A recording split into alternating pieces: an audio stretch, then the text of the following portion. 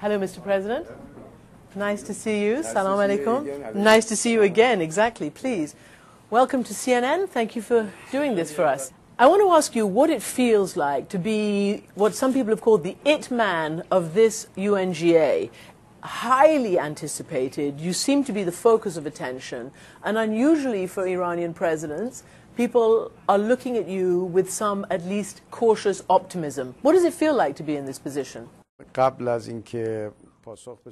Before responding to your question, I'd like to actually extend my greetings to the people of America, who are very dear and near to the hearts of the Iranian people, and to wish them a good time and good times ahead.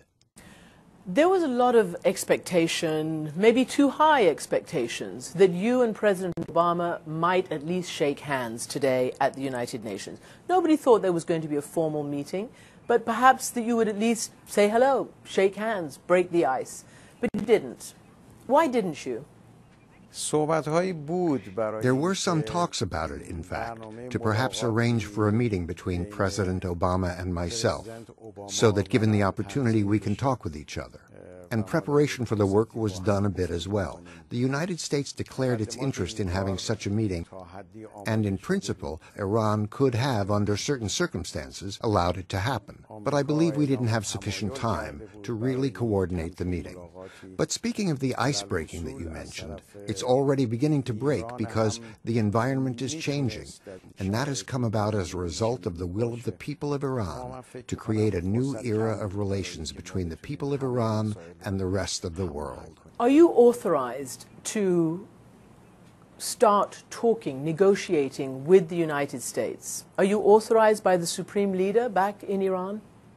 I think that the President of Iran has the authority whenever the national interest of the country is involved, and when it's necessary and expedient and required to speak and talk with others in order to promote the rights of its nations. For circumstances to be laid properly, the Supreme Leader of Iran has said that should negotiations be necessary for the national interest of the country, he is in fact not opposed to it. He has specifically mentioned it in a recent talk that he is not optimistic regarding the issue of talks with the United States, but when it comes to specific issues, government officials may speak with their American counterparts. Now, if an opportunity was created today, had arisen today, and the prep work for that had been done, most probably the talks would have taken place primarily focused on the nuclear issue or the developments on the Middle East. Therefore, the Supreme Leader, I can tell you, has given permission for my government to freely negotiate on these issues.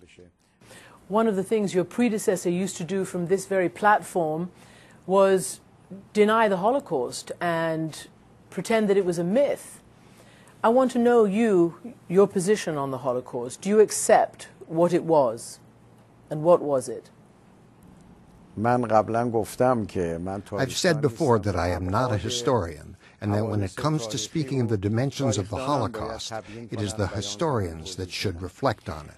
But in general, I can tell you that any crime that happens in history against humanity, including the crime the Nazis committed towards the Jews as well as non-Jews, is reprehensible and condemnable. Whatever criminality they committed against the Jews, we condemn.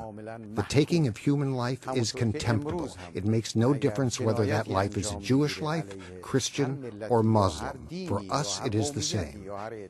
The taking of human life is something our religion rejects, but this does not mean that, on the other hand, you can say Nazis committed crimes against a group, now therefore they must usurp the land of another group and occupy it. This, too, is an act that should be condemned. There should be an even-handed discussion.